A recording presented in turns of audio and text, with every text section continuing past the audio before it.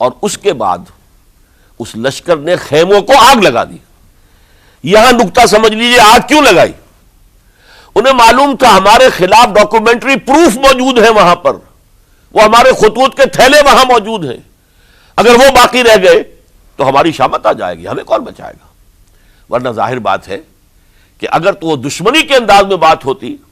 تو خواتین کی بھی بے حرمتی کی گئی ہوتی, لیکن نہیں, کسی نے, ظاہر بات ہے کہ خانوادہ نبوت کہ کسی خاتون کی بے حرمتی نہیں کی, قطعاً نہیں کی, قطعاً نہیں کی, قطعاً نہیں کی. لیکن خیمے جلانا ان کی ضرورت تھی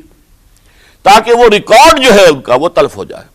سارے خطوط جو ہیں وہ جل جائیں تاکہ ان کے خلاف ثبوت باقی نہ رہے. یہ عظیم سانحہ کربلا ہے. اب چونکہ یہ ہماری تاریخ کے ان واقعات میں سے ہے جس پر بہت کچھ اختلافات ہیں, مختلف گروہوں کی تعبیرات بہت مختلف ہیں. ایک طرف اہل تشیع کا اپنا بیان ہے, دوسری طرف اہل سنت کا ایک اجماعی بیان ہے, تیسری طرف کچھ ایسے لوگ پیدا ہو گئے ہیں جو حضرت حسین رضی اللہ تعالیٰ عنہ پر الزام لگا رہے ہیں اہل سنت میں سے کہ وہ تو حکومت کے طالب تھے, اقتدار کے خواہش مند تھے, واجب القتل تھے. معاذ اللہ ثم معاذ اللہ ثم معاذ اللہ. حضرت حسین اگرچہ صغار صحابہ میں سے تھے, یعنی حضور کی حیات طیبہ میں ابھی چھوٹے بچے تھے, لیکن ان کا شمار صحابہ میں ہے. اور پھر یہ وہ شخص ہے جو حضور کی گود میں کھیلا ہے, یہ وہ ہے جو حضور کے شانوں کے اوپر جس نے سواری کی ہے. علامہ اقبال نے جیسے حضرت اسماعیل کے لیے کہا ہے کہ وہ فیضان نظر تھا یا کہ مکتب کی کرامت تھی, سکھائے کس نے اسماعیل کو آداب فرزندی. ظاہر بات ہے حضرت اسماعیل کسی اسکول اور مدرسے دارالعلوم میں پڑھے نہیں تھے کہ وہاں پتہ چلتا کہ والد کا حق کیا ہے. یہ فیضان نصر تھا, ابراہیم کی نگاہ کا یہ فیضان تھا کہ بیٹے کے اندر وہ جذبہ پیدا ہوا کہ یا ابت افعل ما تؤمر, ابا جان جو خواب آپ دیکھ رہے ہیں اور جو حکم آپ کو اس خواب کے ذریعے مل رہا آپ کر گزریے, ستجدنی انشاءاللہ من الصابرین. تو اسماعیل کا معاملہ اگر یہ تھا فیضان نظر سے, تو حضرت اسماعیل تو حضرت ابراہیم کے پاس زیادہ رہے بھی نہیں, وہ تو مکے میں رہے. حضرت عثمان جو حضرت ابراہیم تو شام میں رہتے تھے, کبھی کبھی آ جاتے تھے, بس اس سے زیادہ معاملہ نہیں تھا. وہ فیضان نظر حضرت اسماعیل کو تھا, تو حضور صلی اللہ علیہ وسلم کا فیضان نظر کتنا ہوگا اس کا آپ اندازہ کیجئے. یہ کوئی جنگ اقتدار نہیں تھی, معاذ اللہ ثم معاذ اللہ ثم معاذ اللہ, بلکہ انہوں نے اپنا ایک فرض منصبی سمجھا ہے کہ میرے نانا کا لایا ہوا نظام اور اس کے اصول اب ٹوٹ رہے ہیں. جیسے حضرت ابو بکر کا قول میں نے آج بھی آپ کو سنایا, ایبدل الدین وانا حی, کیا دین میں ترمیم اور تنسیخ کی جائے گی, دین کی باتوں کو بدل دیا جائے گا جبکہ میں ابھی زندہ ہوں. اسی طریقے سے گویا کہ زبان حال سے حضرت حسین اور عبداللہ ابن زبیر رضی اللہ تعالی عنہم ان دونوں نے یہ فیصلہ کیا کہ ہم روکیں گے اس کو. آپ اختلاف کر سکتے ہیں کہ حضرت حسین کی رائے صحیح تھی یا حضرت عبداللہ ابن عباس کی رائے صحیح تھی, یہ کہہ سکتے ہیں آپ, لیکن کسی کی نیت پر حملہ نہیں کر سکتے. اسی طریقے سے بعض لوگ جو ہے حضرت عبداللہ ابن عباس, عبداللہ ابن عمر, ان کی نیتوں پر حملہ کرتے ہیں. ان کو تو یزید نے دولت سے خرید لیا تھا, معاذ اللہ ثم معاذ اللہ ثم معاذ اللہ. یہ دونوں جلیل القدر صحابہ ہیں, یہ تو صغار صحابہ میں سے نہیں ہیں, یہ جوان تھے پورے حضور کے زمانے میں, جنگوں میں حصہ لیا ہے. حضرت عبداللہ ابن عمر نے, عبداللہ ابن عباس نے رضی اللہ تعالیٰ عنہما, انہیں کوئی رقم نہیں خرید سکتی تھی, کوئی دولت نہیں خرید سکتی تھی. جو رائے انہوں نے قائم کی دیانتاً قائم کی. اور ہمارے ہاں اصول یہ ہے کہ جب کوئی نئی صورتحال پیدا ہو جائے اور اجتہاد کی ضرورت پیش آ جائے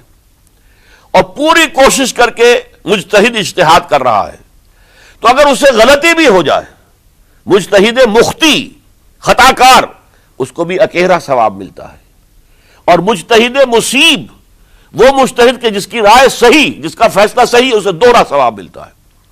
تو ان کے مابین ایک اختلاف رائے کا ہوا, اجتہاد کا ہوا. آیا یہ غلطی اتنی بڑی ہے کہ امت میں تفرقہ پیدا کیا جائے, امن و امان کو برباد کیا جائے, خوریزی کا بازار گرم کیا جائے, یا نہیں؟ دو کی رائے یہ ہوئی, ان کی مخلصانہ رائے تھی. ان کی دیانت دارانہ رائے تھی، ہم ان کی نیت پر حملہ نہیں کر سکتے، آپ اختلاف کرنا چاہیں تو کیجیے۔ اسی طرح حضرت عبداللہ ابن زبیر اور حضرت حسین ابن علی رضی اللہ تعالی عنہ، ظاہر بات ہے کہ ان کا بھی ایک اجتہادی رائے تھی کہ نہیں، یہ دین کے نظام کے اندر بہت بڑا رکھنا پڑ رہا ہے، یہ تو اب قیصر و کسریٰ کی سنت شروع ہو رہی ہے، یہ اسلام کے دین کے اوپر طریقہ نہیں، عمل نہیں ہو رہا ہے، تو ہم اسے اپنی جانوں کا نذرانہ دے کر بھی اسے روکیں گے، روکنے کی کوشش کریں گے، رکے نہ رکے ہم اپنی جانیں دے دیں گے۔ یہ بھی دیانت دارانہ رائے تھی، مخلصانہ رائے تھی، ان کی نیت پر کوئی حملہ کم سے کم اہل سنت والجماعت میں سے کسی شخص کو حق نہیں ہے، اس لیے کہ اہل سنت والجماعت کا کہنا یہ ہے الصحابۃ کلہم عدول، صحابہ جتنے بھی ہیں وہ سب کے سب عدول ہیں، ان میں بدنیتی نہیں آ سکتی، خطا ہو سکتی ہے۔ اہل سنت کے نزدیک معصومیت خاصہ نبوت ہے، نبوت ختم ہو گئی محمد الرسول اللہ صلی اللہ علیہ وسلم پر، آپ کے بعد معصوم کوئی نہیں، ابو بکر بھی معصوم نہیں، عمر بھی معصوم نہیں، عثمان بھی معصوم نہیں، علی بھی معصوم نہیں رضی اللہ تعالیٰ عنہ اجمعین، تو معصوم کون ہوگا؟ عبداللہ ابن عباس بھی معصوم نہیں، عبداللہ ابن زبیر بھی جو ہے معصوم نہیں، حسین ابن علی بھی معصوم نہیں، اسی طریقے سے عبداللہ ابن عمر، عبداللہ ابن زبیر، کوئی معصوم نہیں۔ انہوں نے اپنی رائے قائم کی ہے، اس پر عمل کیا ہے دیانت دارانہ سنسیریٹی کے ساتھ، اور ان کے لیے اللہ تعالیٰ کے ہاں ہر طرح کا اجر و ثواب ہے، سب کے لیے۔ حضرت عبداللہ ابن زبیر کی رائے اس اعتبار سے بہتر ثابت ہوئی، انہوں نے مکے میں پھر حکومت قائم کی، 9 برس تک ان کی حکومت قائم رہی، بنو امیہ ختم نہیں کر سکے اسے، سن 73 میں جا کر ان کی شہادت ہوئی ہے،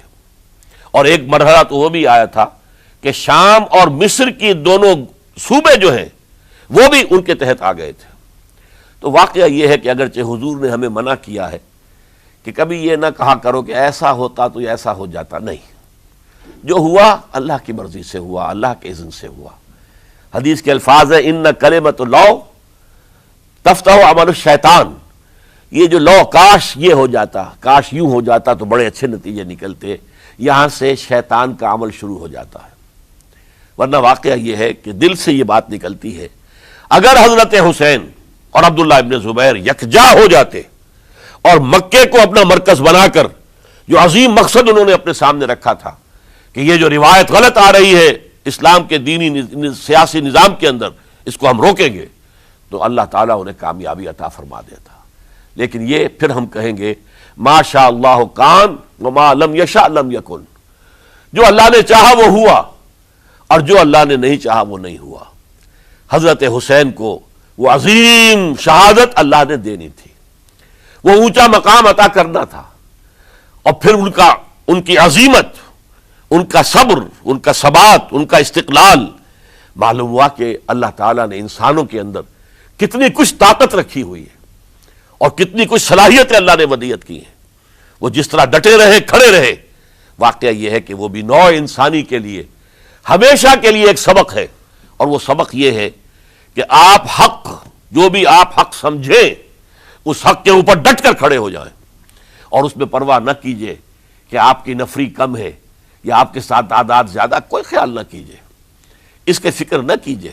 کہ حالات ادھر ہیں یا ادھر ہیں، حالات سازگار آپ کے دشمن کے ساتھ ہیں یا آپ کے ساتھ ہیں، کوئی فکر نہ کیجئے۔ حق حق ہے، اس کا ساتھ دینا لازم ہے، اس کے لیے جان دے دینا یہ سب سے بڑی کامیابی ہے۔ وَلَا تَقُولُوا لِمَن يُقْتَلُ فِي سَبِيلِ اللَّهِ اموات، ہرگز نہ کہنا ان کو جو اللہ کی راہ میں قتل ہو جائیں کہ وہ مردہ ہیں، بل احیاء، وہ تو زندہ ہے، ولیکن لا تشعرون، تمہیں شعور نہیں ہے۔ وَلَنَبْلُوَنَّكُمْ، اب یہ تمام مسلمانوں سے خطاب ہو رہا ہے، ہم تمہیں لازماً آزمائیں گے، بِشَيْءٍ مِّنَ الْخَوْفِ، خوف سے، والجوع، اور بھوک اور فقر و فاقے سے۔ حضرت حسین اور ان کے ساتھیوں کو پیاس کے ذریعے سے آزمایا گیا ہے، حالانکہ دریا دور نہیں ہے لیکن پانی بند کر دیا گیا، کیسی کیسی شدت اور کیسے کیسے سخت حالات کا سامنا کیا، لیکن جھکے نہیں، گردن نہیں جھکی، ڈٹے رہے اپنے موقف کے اوپر۔ وَلَنَبْلُوَنَّكُمْ بِشَيْءٍ مِّنَ الْخَوْفِ وَالْجُوعِ وَنَقْصٍ مِّنَ الْأَمْوَالِ وَالْأَنفُسِ وَالثَّمَرَاتِ،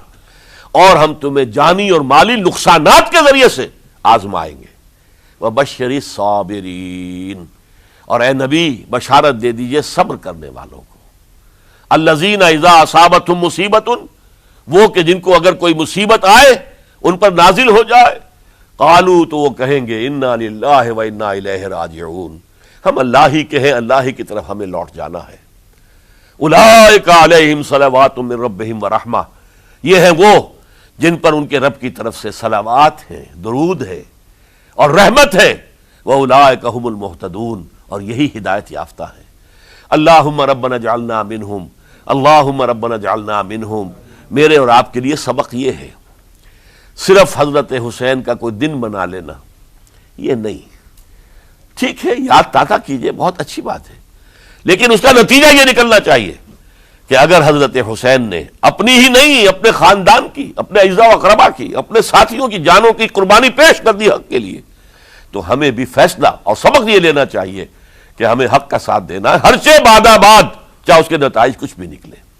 اقول قولی ھذا واستغفر اللہ لی ولکم ولسائر المسلمین والمسلمات۔